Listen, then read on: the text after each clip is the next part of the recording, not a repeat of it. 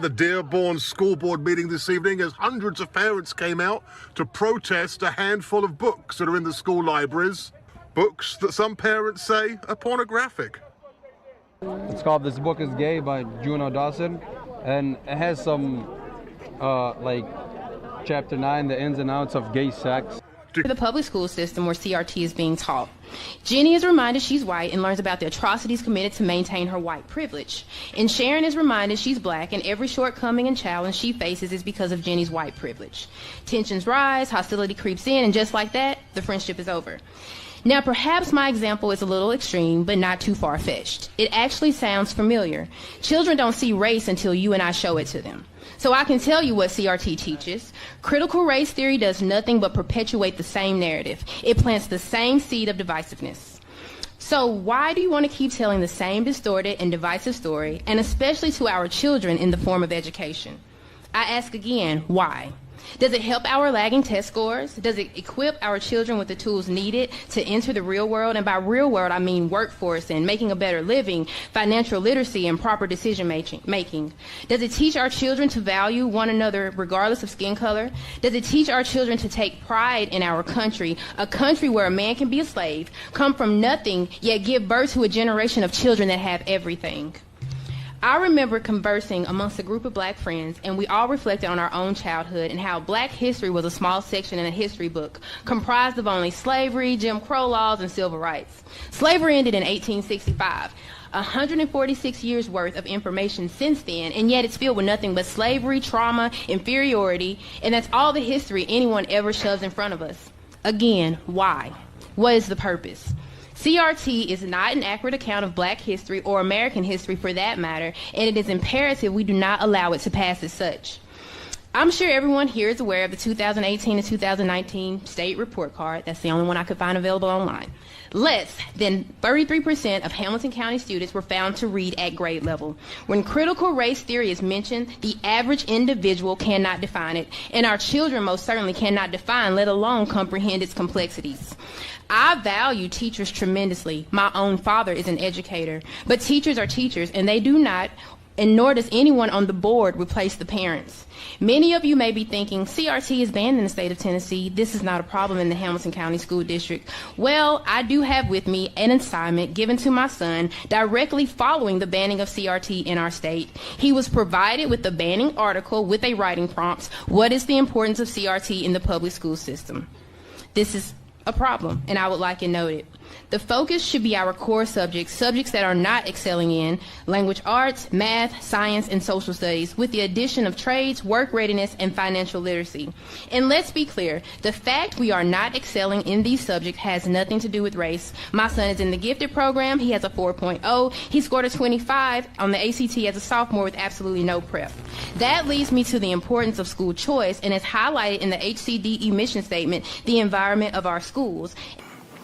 You know, this past year we spent $1 million on a diversity office. And how did that benefit black children? How did it benefit children in general? Well, 78% of 3rd through 8th grade black students are not proficient in math in Wake County. We're wasting taxpayer dollars putting money towards this diversity office that's not benefiting those who need it the most. 66% of 3rd through 8th grade students are not proficient in reading. Black students, they're not reading on grade level. They're not performing mathematically, and they're not going to be able to get jobs in the fields like STEM.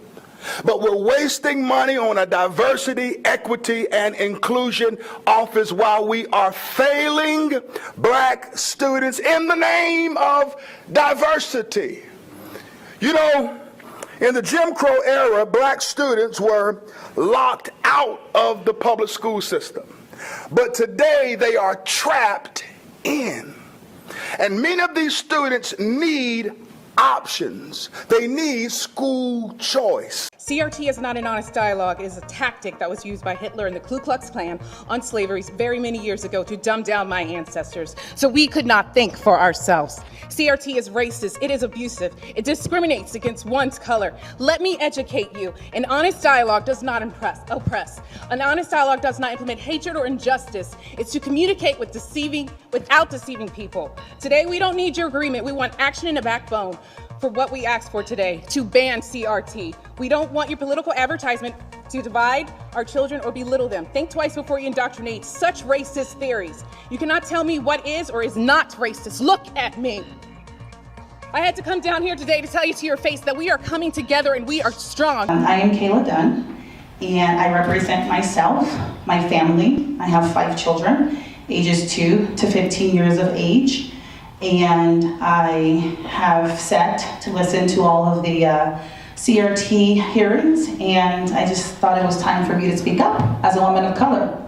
To let everyone know, especially those who are perpetuating the lie that I am oppressed, I am here to let them know that I can speak for myself, that I can walk, I can talk, I can read, I can swim.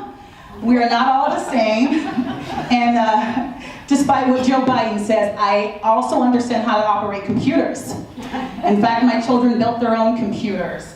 And I also want to let everyone know that we are also very capable of inventing, that blacks can build, that we can become Supreme Court justices, that we can lead armies, that we can break Olympic world records, that we can become NASA mathematicians, and we can become pivotal to sending the first Americans and astronauts into space, that we can also become the President of the United States for 2 terms. That's what blacks can do, and we are not oppressed.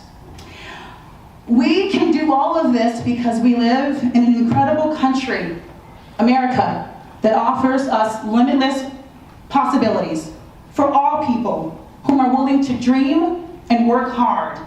That is why I love this country.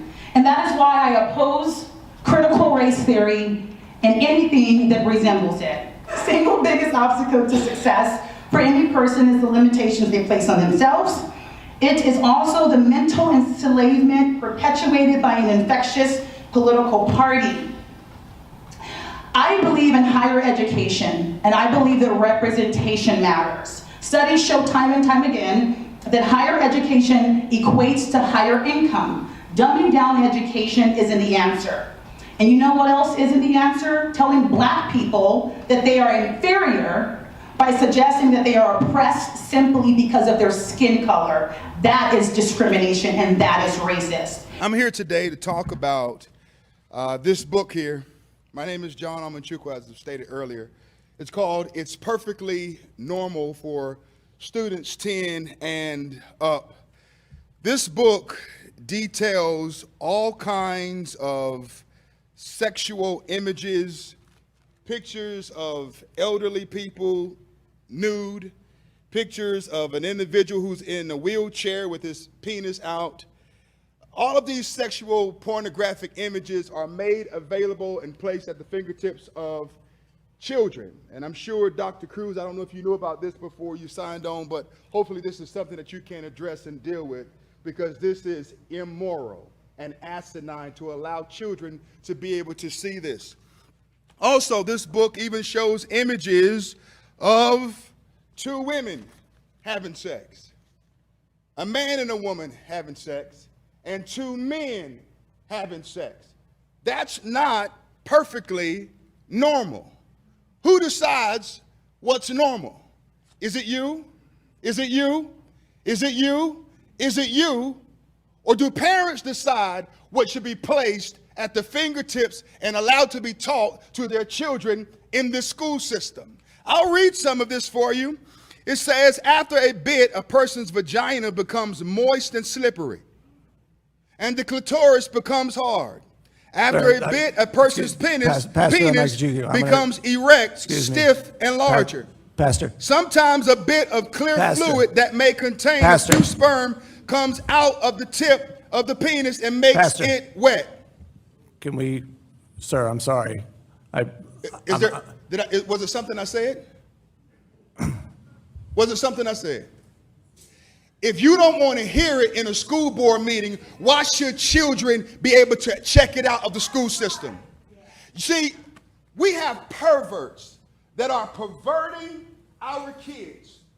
And you all sit back smug in your chairs and celebrate diversity, equity, and inclusion, but you don't want me to read it so you can hear it. Why? Does it bother you? Yes or no? You can't answer that question. You want to know why? Because politically speaking, you can't say that it's wrong. You probably are a Christian man, but many Christians today have become more Democrat than Christian. Some Republicans have become more Republican than Christian. I'm not trying to win an election. I don't get my talking points from the RNC or the DNC. I get my talking points from the Bible, from the Bible. And you don't want me to read the filth because it exposes the truth. How dare you tell me to stop reading it? If you don't want to hear it, why should the children have to see it? Pastor, your time is up. Thank you. That makes two of us. That's pretty much what it's going to, that's pretty much, I don't care what you say, it's pretty much what it's going to all come down to. You going to deliberately teach kids, this white kid right here got it better than you because he white?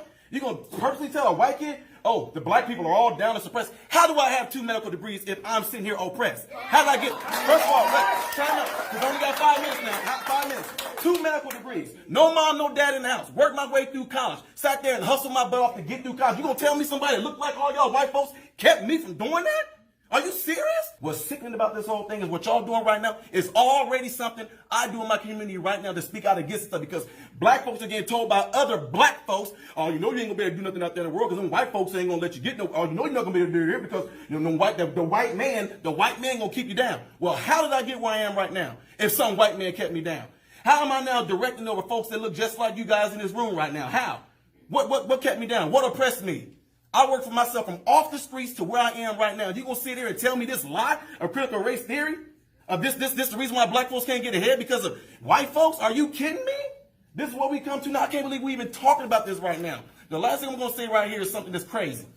Martin Luther King said he wanted his kids to grow up in a world where they are judged by the contents of their what? Their character, not their skin. If they letting this stuff go on right now, it is absolutely doing the complete reverse. There is a very real discrimination with the privilege matrix, the oppression matrix that is targeting brown and black parents and children. And then also, we must care about all children. This is a very real book, not my idea, and it's certainly not my idea. It says whiteness is a bad deal, and then a contract with the devil. No child in America should ever feel shame. No child should ever feel discrimination. And it is unconscionable that we do not recognize that we cannot replace one hierarchy of human value with another hierarchy of human value. We must protect the integrity of humanity.